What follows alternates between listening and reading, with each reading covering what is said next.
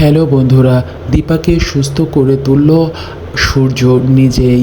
বন্ধুরা, বিস্তারিত জানতে হলে ভিডিওটি না টেনে সম্পূর্ণ দেখতে থাকো।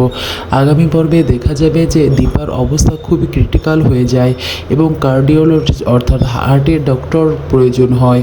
তখন ডাক্তাররা এসে বলে আমাদের হাতে আর কিছুই নেই, যে কোনোভাবেই হোক বাইরের থেকে ডাক্তার অর্থাৎ সার্জন আনা লাগবে, কার্ডিয়াক সার্জন আনা লাগবে, হার্টের ডক্টর, কারণ ওর অনেক বেশি প্রবলেম হয়ে গিয়েছে, কোনোভাবেই ওকে বাঁচানো সম্ভব হবে না।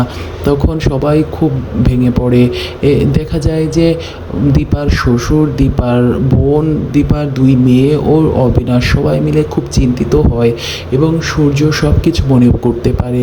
সূর্য ভাবে আমি এটা কি করলাম, আমাকে যেভাবেই হোক দীপাকে বাঁচাতে হবে এবং সে তার আগের সকল কথা মনে পড়ে যায় এবং সব কথা মনে করতে থাকে। সোনা ও রূপা দুই বোন এসে তার বাবা অর্থাৎ সূর্যকে বলে, বাবা তুমি যেভাবেই হোক মাকে বাঁচাও, তুমি তো একজন ডাক্তার। তারপর উর্মিও আসে, বলে আপনি দাদাই, আপনি তো ডাক্তার, কত বড় ডাক্তার, ওয়ার্ল্ডের বেস্ট ডক্টর, আপনি আমার দিদিকে যেভাবেই হোক বাঁচান। সূর্যকে সবাই এরকম বলার পর সূর্য ভাবে যে আসলেও তো আমি ডক্টর ছিলাম, সব কিছু তার মনে পড়ে যায়।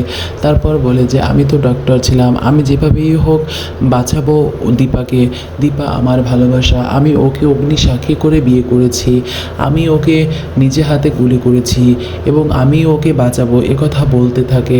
তারপর দেখা যায় সব কিছু নিয়ে সব অ্যাপ্রন পরে এবং ডক্টর সেজে দীপার কাছে যায়, দীপার সার্জারির কাজে এবং অপারেশন থিয়েটারে যাওয়ার পর সব কিছু রেডি করে দীপারকে সার্জারি করে এবং দীপাকে যে সার্জারি করার পর সার্জারিটা সাকসেসফুল হওয়ার পর দীপাকে দিয়ে দেয় আইসিইউতে এবং আইসিইউতে দেওয়ার পর সূর্য বাইরে চলে আসে এবং সবাই সূর্যকে জিজ্ঞাসা করে যে কি হয়েছে, মা সুস্থ আছে তো? রূপা ও সোনা জিজ্ঞাসা করে।